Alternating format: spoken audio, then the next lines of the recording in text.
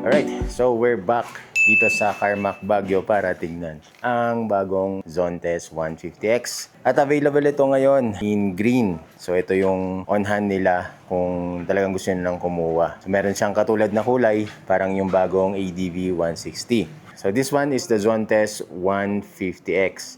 So itutur ko kayo, mag-walk around tayo para makita nyo virtually ang feature ng motor na to. Isasama din natin yung specs. Wala lang tayong test ride. So ikutan muna natin to saglit. Pasensya na at medyo crowded dito ng motor kasi madami silang stocks ngayon. So ito ngayon yung unang 150cc ng Zontes. Kilala ang Zontes sa mga 400G, mga maxi scooter katulad na itong 400E or M yata to.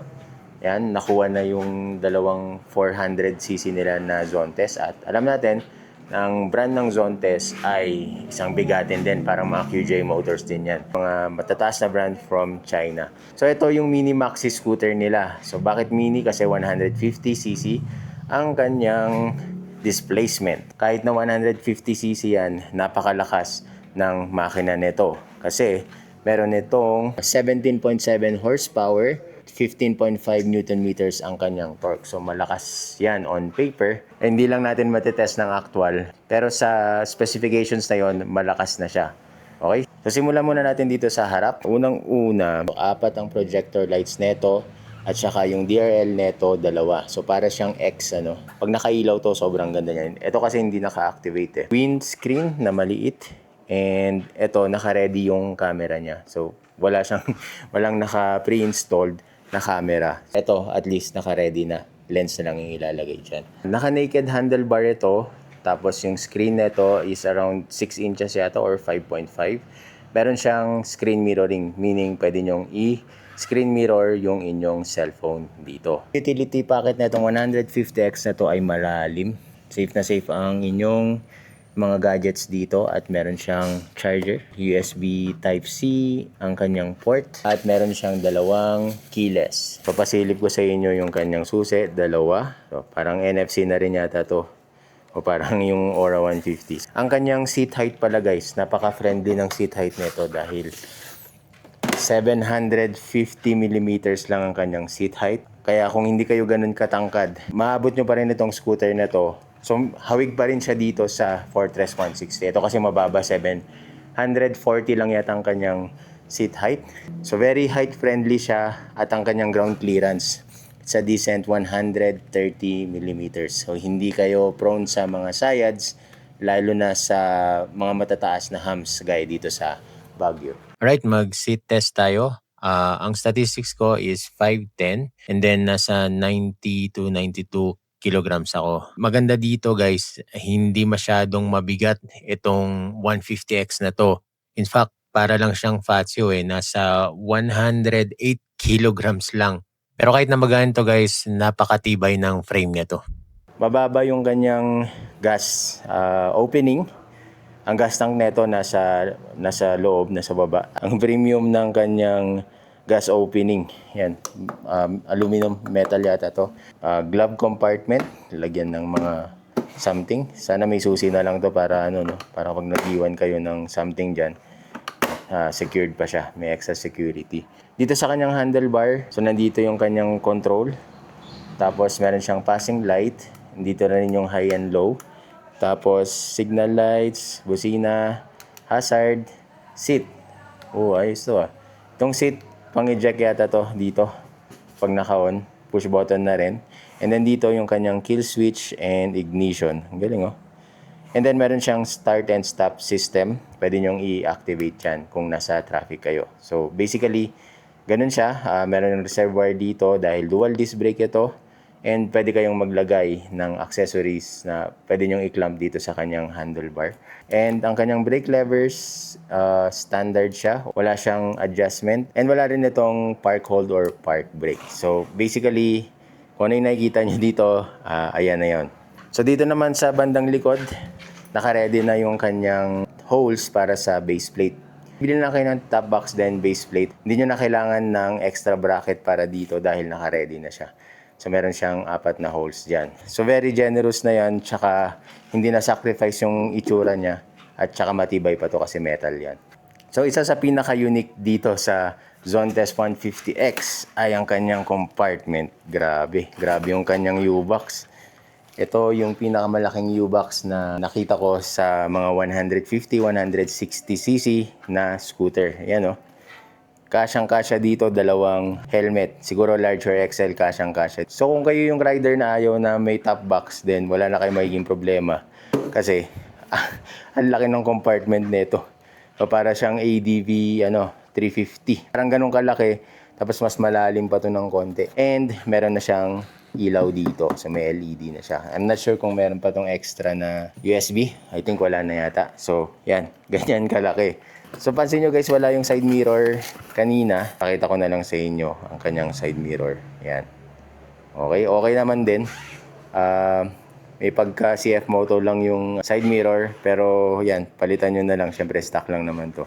Magpalit na lang kayo ng mas upgraded na side mirrors. So ang fuel capacity nito guys ay 12 liters. Grabe.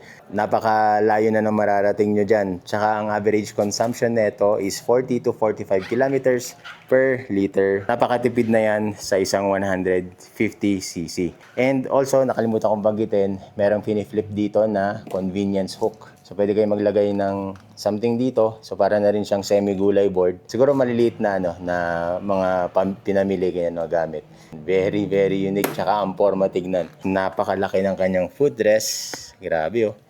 Taba na ito. Para siyang NMAX na shorter. Lapat na lapat yung paa nyo dito.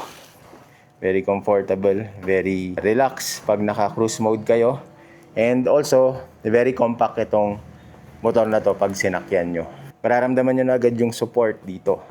Okay, so relax na relax. Tsaka malaki pa yung space para sa inyong sakay. So tingnan naman natin dito sa side na to, sa left side, ang kanyang CVT, ang panggilid nito. Ang alam ko, parehas lang ito sa mga Fortress. Yan, ADV 160, PCX 150, 160. Parehas lang ang kanyang panggilid kung balak nyong mag-upgrade. At nakukulangan pa kayo sa kanyang performance. Yan, parehas lang ang kanyang mga pyesa. Matibay tsaka maganda ang kanyang pillion para sa back ride. And then naka dual shock siya. Medyo short lang ito. Pero okay naman siya. Okay naman ito. Pwede naman siyang upgrade ng aftermarket. So dito sa kabilang side, makikita natin yung branding ng Zontes. Ang ganda nito, no? Very slick tignan. Very simple pero napaka-forma. At makikita natin dito ang kanyang disc brake and calipers. Naka-dual ABS yan. Harap-likod, equipped with TCS for peace of mind. Mararamdaman nyo na safe kayo pag naglo-long trip or pag ginagamit nyo itong motor na to dahil sa mga safety features niya. And also, makikita nyo dito yung kanyang radiator dahil liquid cooled ito na 4 valves. At dito naman sa harap, naka-telescopic fork yan. Ang ganda rin ng kanyang parang housing, no? And then, mapapansin natin yung mugs nito kakaiba. Ayan, no? Ang ganda niya tingnan. Hindi yung parang mga kapal na design ng mugs. Ito, ang ninipis. Hindi ko lang alam kung maganda sa performance, maganda yung pagka-design sa kanya. So, ang gulong nito sa harap ay 14 inches. Naka 110 by 70, 14. And then, itong nasa likod naman, yan, 130 by 70 by 13 inches. So, mas maliit ang likod. Tsaka CST brand yan. Subok na yung CST. So parang sa mga Bristol din. Parehas lang yan. Pero ito, parang mas maganda yung series ng gulong na to. So isa itong Zontes 150X na kagandahan ako sa design ng kanyang likod.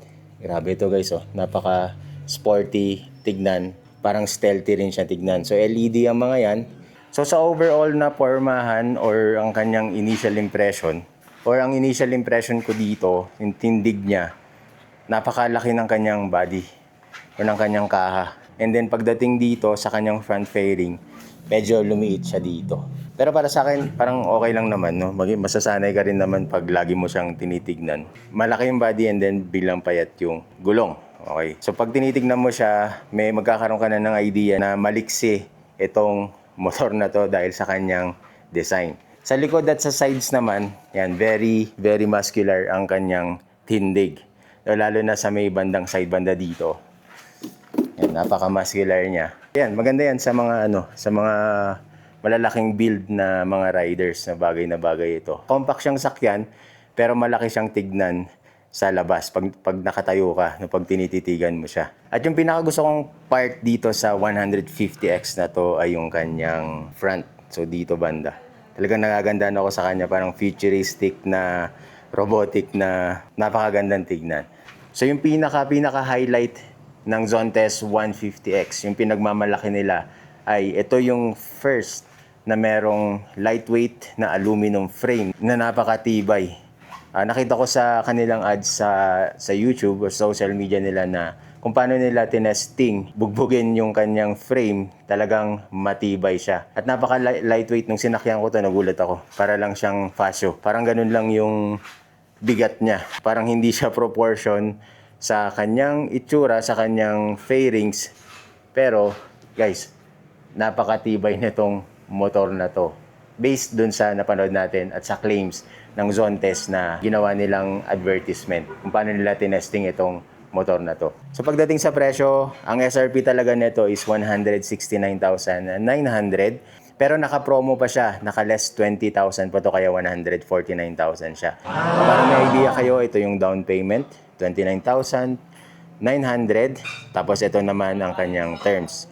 Pwede siyang 12, 26, and 36 months at yan sa screen nyo yung kanyang presyo. So may rebate yan na 400 basta on time kayo nagbabayad. So if you're interested guys, mag-PM lang kayo, mag-leave kayo ng comment dyan sa comment section kung gusto nyo kumuha nito. Pwede silang mag-cater anywhere in Luzon. Pwede kong i-send sa inyo yung details and yung online application if ever na interested kayong kumuha ng Zontes 150X. At yan ang quick review natin para dito sa Zontes 150X. Available yan sa lahat ng CarMax branches. So don't forget to subscribe, follow, and like and share itong video na to. And I will see you on the next one. Always ride safe and Godspeed. Goodbye.